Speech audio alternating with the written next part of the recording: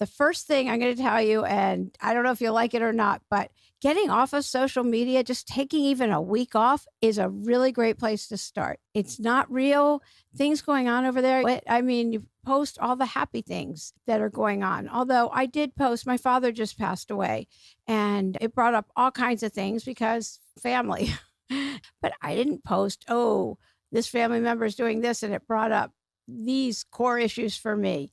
But I all of a sudden, all that stuff like, I'm a mistake, nobody's going to like me, I really don't fit in anywhere, even with my own family. All that stuff gets brought up, and we have to feel our feelings. You can't not feel your feelings. Otherwise, it's going to come out in trauma someplace else. It's just, you have to feel it.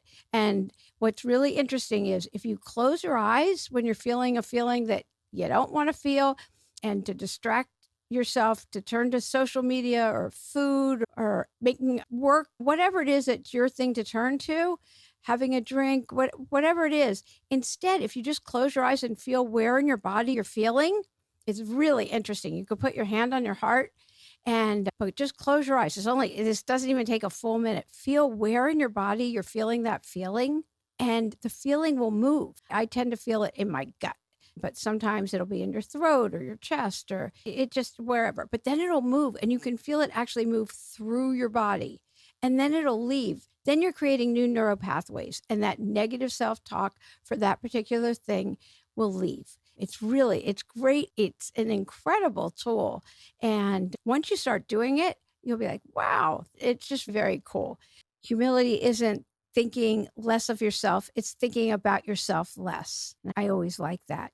So, and doing affirmations, looking in your eyes in the mirror, not at your hair, or how does this look, or I have a wrinkle here, none of that, but looking in the mirror and saying out loud, I am great.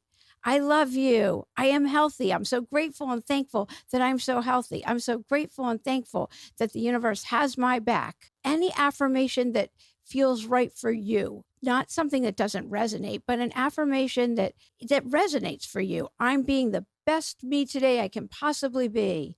I feel joy in this moment. My body doesn't define me, and I'm grateful for this body. Whatever kind of affirmation works for you. So spending less time on social media will definitely help with that negative self-talk and giving yourself compassion. Affirmations is the second thing. And instead of thinking less of yourself, thinking of yourself less. So those were three things I think I kind of combined. So number one was less time on social media. Number two, affirmations that feel right for you, that resonate for you. And number three is instead of thinking less of yourself, think about yourself less. And doing some grounding, go and put your feet in the earth.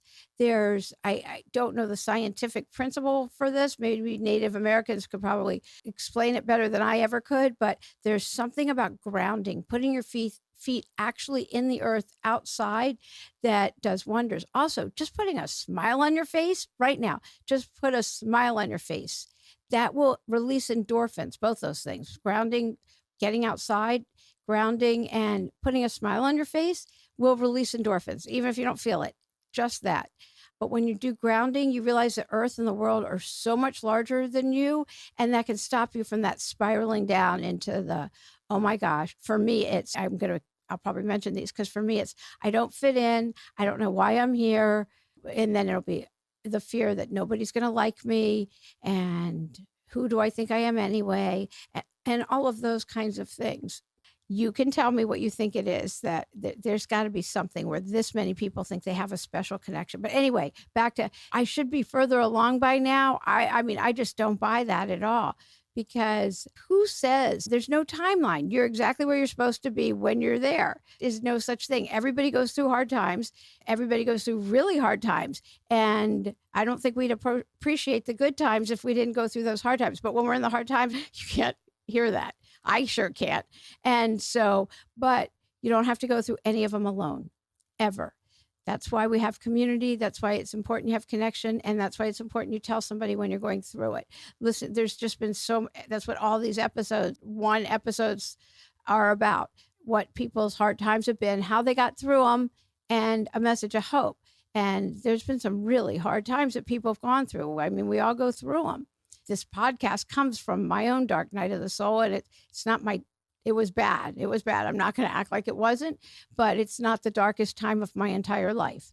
That was decades ago, and I'm still here. So there's a reason I'm here. And so there's a reason you're here too. Everyone has their own unique handprint, and you're special. It's not, oh, I shouldn't be here. That was always my thing. I didn't know why I'd been born. I just didn't feel like I fit in anywhere. And so when I have those feelings, I know they're going to pass. I just do. I know they're going to pass. When I think, oh, no one loves me, I'm all alone. That's not true. I have a wealth of friends. And so I have a choice. I can look at that feeling like, oh, no one loves me. Or I can go, oh my gosh, I have a family. I have friends. I have so many people who love me. So I can listen to the negative self-talk, or I can look at the truth. And I can do a gratitude list really quick. That is the fastest way to get out of that negative self-talk.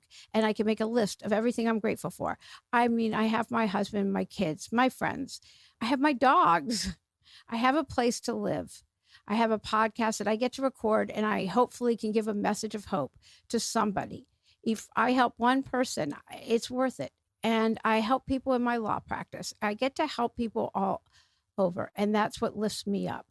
Doing a gratitude list will get you out of the negative self-talk very quickly. That's another one of the tools. So I'm grateful and thankful that I'm exactly where I'm supposed to be in my life, and visualize. You know what? Visualize where you want to be, your biggest dreams. Make it even bigger, be it Angela Manuel Davis. Can you see where you're supposed to be? Can you see it? If you can see it, it's not big enough.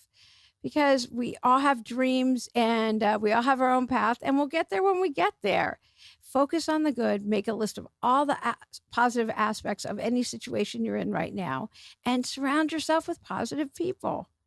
Practice the positive self-talk and get outside. Being inside is not good. Take it from me. Take it from me, somebody who works inside all day. I try to get outside a couple times a day. I just went and met somebody yesterday just to get outside. I had something of hers, and she wanted to come by and get it. I go, let me take it to you. Just so I could get outside. It's a problem. I love my work, but it's all done inside. So the other thing is to breathe. I hear how fast I'm starting to talk. So breathe. Take deep breaths. If nothing else, I would say the gratitude list and the taking the breath are probably the best things.